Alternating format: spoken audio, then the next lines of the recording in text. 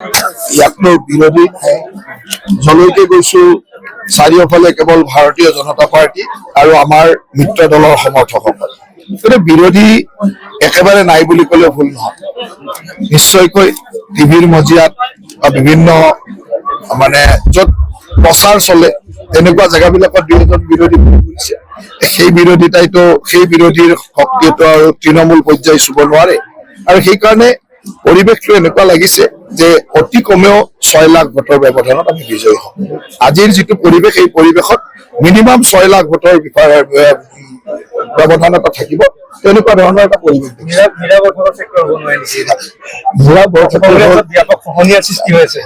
মীৰা বৰঠাকুৰ হ'ল মানে যিটো কয় কাগজৰ বাঘৰ দৰে।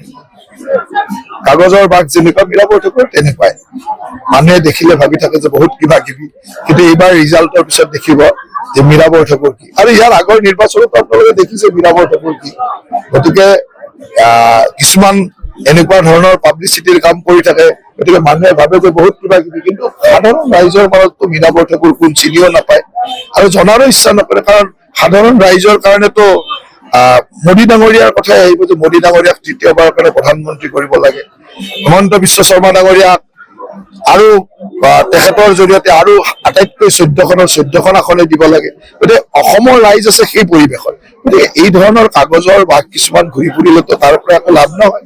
মই ভাবো যে ইয়াৰ কোনো যোন পাৰ্টীয়ে নহওক, মই আৰু নাম নোকোৱাকৈ কৈছো, পাৰ্টীবিলাকৰ তেনেকুৱা কোনো হেৰি নাই। কথা যে আমি নৰেন্দ্ৰ মোদী ডাঙৰীয়া তৃতীয়বাৰৰ কাৰণে প্ৰধানমন্ত্ৰী কৰিব লাগে। ভাৰতবৰ্ষৰ ৰাইজে এইবাৰ সংকল্প লৈছে যে আমি নৰেন্দ্ৰ মোদী ডাঙৰীয়াক এইবাৰ সকলো আগৰ ৰেকৰ্ড ভংগ কৰি 400 অধিক আসনৰ মাজেৰে আমি ভাৰতবৰ্ষৰ তৃতীয়বাৰৰ কাৰণে প্ৰধানমন্ত্ৰী কৰিম। সুন্দৰভাৱে এটা বাইক ৰেলীৰে আদৰি আহিছে। ইয়ালৈ আহি দেখিছো এই অঞ্চলৰ বহু সুন্দৰ সাংস্কৃতিক দলৰ মাজেৰে খুব সুন্দৰভাৱে আদৰিছে, আৰু ইয়াৰ পৰা বুজি পোৱা যায় যে মোৰ দৰে এজন সাধাৰণ মানুহকে যদি এই ধৰণৰ মৰম দিছে, তেতিয়াহ'লে এই অঞ্চলৰ ৰাইজে হিমন্ত বিশ্ব শৰ্মা আৰু নৰেন্দ্ৰ মোদী ডাঙৰীয়াক ভোটৰ মাধ্যমেৰে কিমান মৰম দিব, সেইটো মই সম্পূৰ্ণৰূপে বুজি পাইছো। আৰু ইয়াতে মই ক'ব পাৰো যে আজি ইয়াৰ পৰা গৈ অন্তত হিমন্ত বিশ্ব শৰ্মা ডাঙৰীয়াক ক'ব পাৰিম যে আমি 5 লাখৰ পৰা 6 লাখলৈকে গলো, আৰু এইকেইদিনত 8 লাখলৈ যোৱাৰ চেষ্টা কৰি আছো। বিশ্বৰ তৃতীয় অৰ্থনীতি হ'ব পাৰো, তাৰ কাৰণে আমাক মোদী ডাঙৰীয়াৰ দৰে শক্তিশালী নেতা লাগিব। এই শক্তিশালী নেতাগৰাকীক লৈ আমি বহুত সপোন দেখিছো, আৰু এই সপোনবিলাক বাস্তৱত কৰাৰ সময় এতিয়া। কাৰণ সপোন বাস্তৱ কৰিবৰ কাৰণে গণতন্ত্ৰত আটাইতকৈ ডাঙৰ অস্ত্ৰটোৱে হ'ল এই ভোটাধিকাৰ। এই ভোটাধিকাৰে আমাৰ আহৰ্বস্য।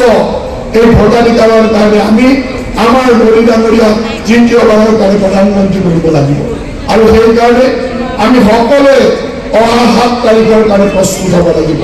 7 তাৰিখে আমি সকলোৱে মিলি সুন্দৰভাৱে তৃতীয়বাৰৰ কাৰণে ভাৰতবৰ্ষৰ প্ৰধানমন্ত্ৰী মোদী ডাঙৰীয়াক কৰিবৰ কাৰণে বিজুলী কলিতা নদীত যাতে আমি পদুম ফুলৰ চিহ্নত ভোট দি বিজয়ী কৰোঁ, তাৰ কাৰণে আমি সকলোৱে আজিৰে পৰা প্ৰস্তুত হৈ সুন্দৰভাৱে